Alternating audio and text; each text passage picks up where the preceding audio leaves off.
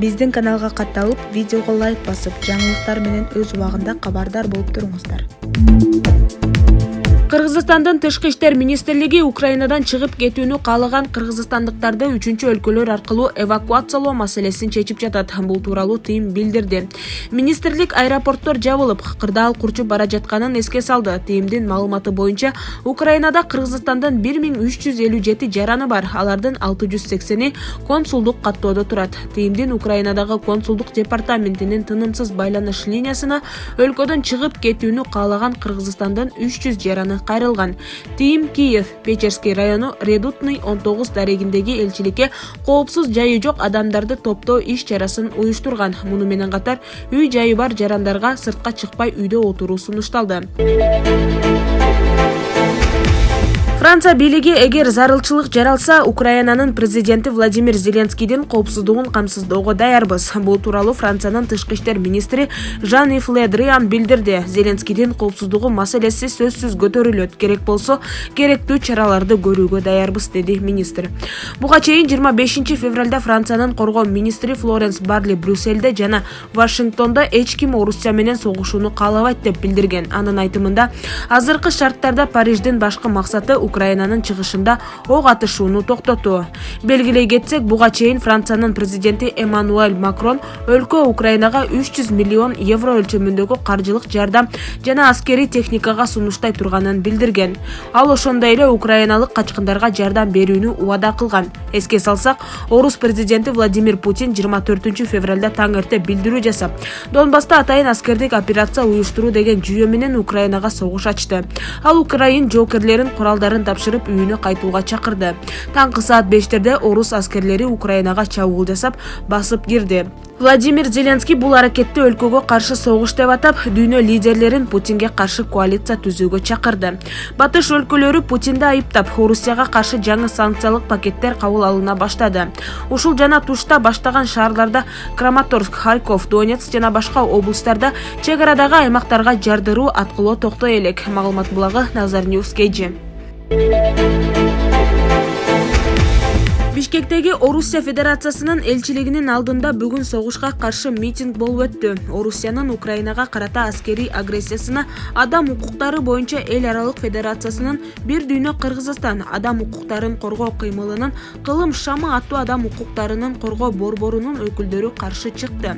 ФИАЙДИШ Федерациясынын вице-президенти бир дүйнө Кыргызстан кыймылынын директору Төлөкан Исмаилова эл аралык укук боюнча өз милдетмелерин Орусиядагы бир жолу бузуп жатканга жарандык коом унчукпай отура албайт. Ошондуктан биз коомчулукка кайрылып, Орусиянын куралдуу агрессиясын токтотууга чакырабыз. Анткени маселени чечүүдө дипломатиялык ыкмадан башка баш тартуу адам укуктары боюнча эл аралык укукту таптакыр талкалайт, деп билдирди.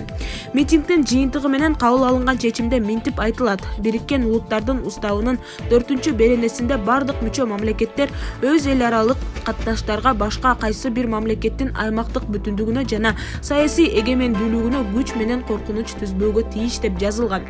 Буга чейин 2014 жылы Орусия Крым жарым аралын дагы басып алган жана азыр Украина менен болгон чатакта өздөрүн эгемендүү деп жарыялап, Донецк жана Луганск эл деп аталган түзүлүштөрүнө аскерий жардам көрсөткөнү жана аны менен катар атайын операция деп аталган Орусиянын аскерий аракеттери эл аралык эрежелерди бузуп, Украинанын аймактык бүтүндүгүнө түздөн-түз коркунуч түзүүдө. Украинадагы эл аралык кылмыш сотунун макамын толук таанып, анын статусун ратификациялаш керек. Анткени аны менен тынчтык тартибин бузууга каршы эл аралык коомчулуктун аракеттери күчтөнөт. Украинага каршы жасалган аскерий чабуулду эл аралык кылмыш деп тааныш керек жана 2018 жылдын июлунан бери мындай иштерди эл аралык кылмыш соту карай алат. Биз Орусия Федерациясына кайрылып, аны өз эл аралык милдетмелерин аткарып, эгемендүү мамлекетке каршы аскерий агрессиясын токтотууга чакырабыз. Жайкын жаткан эл арасында чыгышса болбос үчүн Орусия аскерлери Украина аймагынан чыгарып кетиши керек. Орусия Федерациясынын бийлигин биз маселелерди тынчтык жолу менен чечүүгө чакырабыз. Ал үчүн керектүү сүйлөшүүнү Бириккен Улуттар жана ЭККУнун деңгээлинде өткөрсө болот. Кыргызстан бийлигинин бардык бутактарын биз Украинага каршы Орусия тараптан көтөрүлүп жаткан агрессия жана аскерий аракеттерди токтотууга көмөктөшүүгө чакырабыз. Президент Садыр Жапаровго кайрылып, биз Орусия Федерациясы тарабынан Украинага карата жасалган агрессияны сынга алууга чакырабыз. Бардык маселелер Бириккен Улуттар жана ЭККУнун алкагындагы милдеттмелерди эске алуу менен тынчтык ыкмалары менен чечилүүгө тийиш. Маалымат булагы Nazar News KG. Тышкы иштер министри Руслан Казакбаев Украинанын Кыргызстандагы элчиси Валерий Жавтенко менен жолугушту. Тышкы иштер министрлигинин басма сөз кызматы жолугушуу 24 февралда болгонун кабарлады. Элчи министрге Украинадагы абал жөнүндө маалымат берген. Казакбаев конфликт жакын арада жөнгө салынарына ишеним артып, абалды курчуп кетпеши үчүн эл аралык уюмдардын аянтчасына жана Бириккен Улуттар уюмунун коопсуздук кеңешинде дипломатиялык жол менен сүйлөшүү зарылдыгын белгилеген. Украинанын президенти Владимир Зеленский 25 февралда таңгамал жасаган билдирүүсүндө 24 февралдагы кармашта украиналык 137 аскер каза болгонун билдирген. Жайкын тургундар арасындагы курмандыктар так эмес. Орус президенти Владимир Путин 24 февралда таң эрте билдирүү жасап, Донбасста атайын аскердик операция уюштуруу деген жүйө менен Украинага согуш ачкан. Ал Украин жоокерлерин куралдарын тапшырып, үйүнө кайтууга чакырды. Таңкы саат 5-терде орус аскерлери Украинага чабуул жасап, басып кирди. 25 февралда таңдан баштап орус армиясы Украинанын бардык аймактарында аткылоолорун жана бомбалоону улантууда. Зеленский муну ачык эле согуш деп атап жатат. Батыш өлкөлөрү жана НАТО Евробиримдик да Москванын кадамын кескин айыптады. АКШ орусиялык бир катар банктарга чектөө киргизип, айрым атка минерлеринин балдарынын активдерин камакка алган. Австралия, Жапония жана Канада Орусияга каршы санкцияларды колдоду. Маалымат булагы Nazar News KG. Кытайдын төрагасы Си Цзиньпин жума күнү Орус президенти Владимир Путин менен телефон аркылуу сүйлөшкөндө Кытай тарап Орусия менен Украинанын ортосунда сүйлөшүү жолу менен чечилүүнү колдоорун билдирди. Бул тууралуу РИА Новости кабарлады.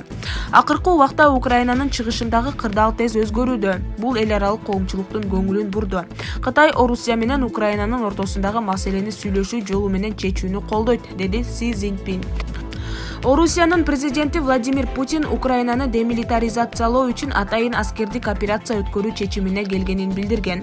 Ал телекайрылуусунда азыркы кырдаал чечкиндүү жана токтоосуз чара көрүүнү талап кылып жатканын, Донбасс элдик республикалары Орусияга жардам сурап кайрылышканын айтты. Путин кан төгүү үчүн бардык жоопкерчилик Украинадагы башкаруучу режимдин абийиринде болоорун, Украин аскерлери Украин бийлигинин кылмыштуу буйруктарын аткарбоого, куралын таштап кетпөөгө чакырды. Маалымат булагы Nazar News KG.